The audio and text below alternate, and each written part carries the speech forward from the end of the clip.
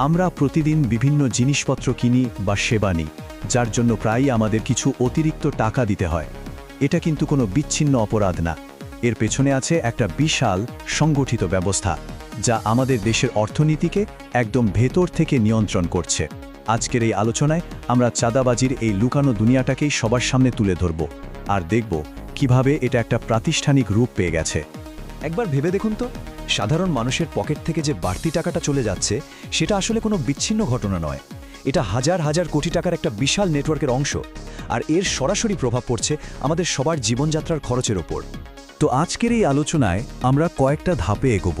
প্রথমে দেখব এই অপরাধটা কিভাবে আইনের ধরাছোঁয়ার বাইরে চলে গেল। তারপর আমরা এর কার্যপদ্ধতি বা মেকানিজমটা বোঝার চেষ্টা করব। এরপর দেখব রাজনীতির সাথে এর যোগসূত্রটা ঠিক কোথায়, দেশের ওপরের কী প্রভাব পড়ছে সেটাও আলোচনা করব। আর সবশেষে এই সংস্কৃতি থেকে বের হয়ে আসার কোনো পথ আছে কিনা সেটাও খতিয়ে দেখব। আচ্ছা, প্রায়ই তো শোনা যায় সরকার এটা সেটা পদক্ষেপ নিচ্ছে, কিন্তু চাঁদাবাজি তো কমছে না কেন? কারণটা হলো, এটা এখন আর 10টা সাধারণ অপরাধের মতো নেই।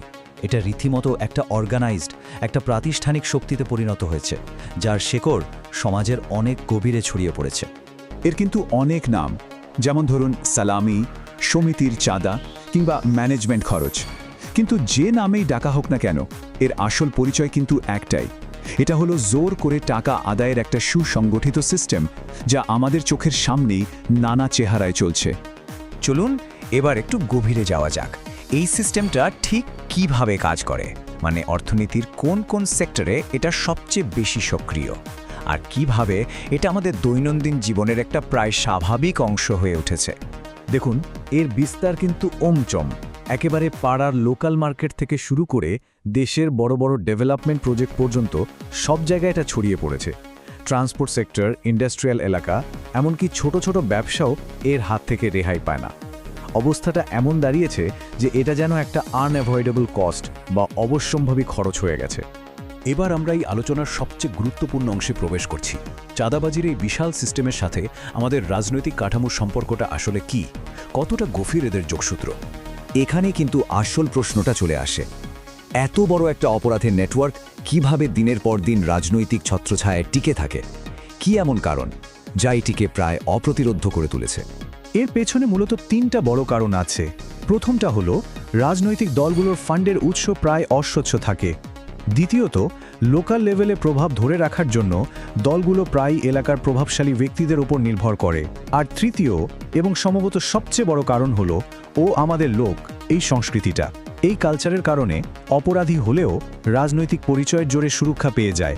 আর এই 3টা জিনিস এরা একে অপরকে আরও শক্তিশালী করে তোলে। ফলে কি হয়, একটা দুষ্টু চক্র বা ভিশিয়াস সাইকেল তৈরি হয়। দেখুন, প্রথমে অবৈধ টাকা কামানো হয়, সেই টাকা ব্যবহার করা হয় নেতাদের তোষামত করতে, নানা রকম গিফট দিতে। এতে রাজনীতিক পদোন্নতি মেলে, আর সেই নতুন পাওয়া ক্ষমতা ব্যবহার করে চাঁদাবাজির সুযোগ আরও বেড়ে যায়। এই চক্রের মধ্যে একজন সৎ বা নীতিবান রাজনীতিবিদের পক্ষে টিকে থাকাটা প্রায় অসম্ভব হয়ে পড়ে। তো এই যে রাজনীতি আর অপরাধের একটা চক্র তৈরি হলো, এর আসল পরিণতিটা কি?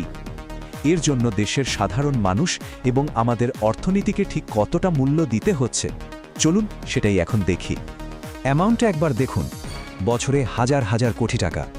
শুধু এই একটা সংখ্যাই কিন্তু বলে দেয় যে আমাদের অর্থনীতি থেকে কি বিশাল পরিমাণ টাকা অবৈধভাবে সিস্টেমের বাইরে চলে যাচ্ছে। এটা যে আমাদের জাতীয় উন্নয়নের পথে কত বড় একটা বাধা তার বলার অপেক্ষা রাখে না। আর এই হাজার হাজার কোটি টাকার প্রভাব কিন্তু সরাসরি আমাদের দৈনন্দিন জীবনে এসে পড়ছে। কিভাবে? যেমন ধরুন, বাজারে জিনিসপত্রের দাম বেড়ে যাচ্ছে, বাসের ভাড়া বাড়ছে, মাল পরিবহনের খরচ বাড়ছে, এমনকি রাস্তাঘাট বা ব্রিজের মতো ডেভেলপমেন্ট প্রজেক্টের মানও খারাপ হচ্ছে, কারণ সব কিছুর পেছনেই এই চাঁদাবাজির একটা ভাগ আছে। আর দিন শেষে এই পুরো সিস্টেমের বোঝাটা কিন্তু সাধারণ মানুষকেই টানতে হয়।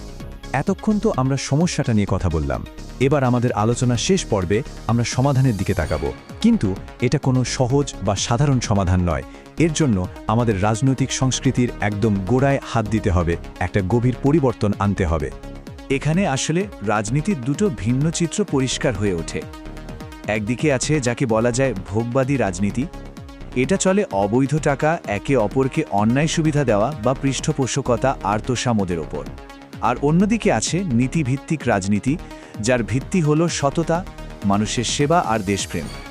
আসল সংস্কারের প্রশ্নটা হলো আমরা এই দুটো পথের মধ্যে কোনটা বেছে নেব সেই সিদ্ধান্ত নেওয়া। সাবেক রাষ্ট্রপতি জিয়াউর রহমানের এই বিখ্যাত উক্তিটা কিন্তু এই দ্বিতীয় দর্শনটারই একটা প্রতিচ্ছবি। এর আসল মানেটা কি?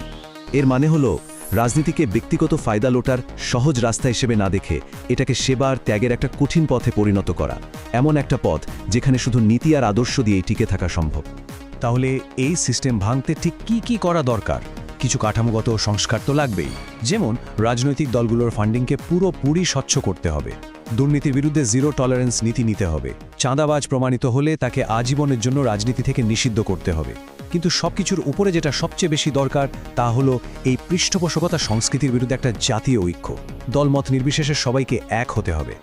সব আলোচনার শেষে একটা মৌলিক প্রশ্ন কিন্তু থেকেই যায়, যে রাজনৈতিক সংস্কৃতিটা দশকের পর দশক ধরে এই পৃষ্ঠপোষকতার উপর ভিত্তি করে গড়ে উঠেছে, তাকে কি ভেতর থেকে বদলে ফেলা আদৌ সম্ভব?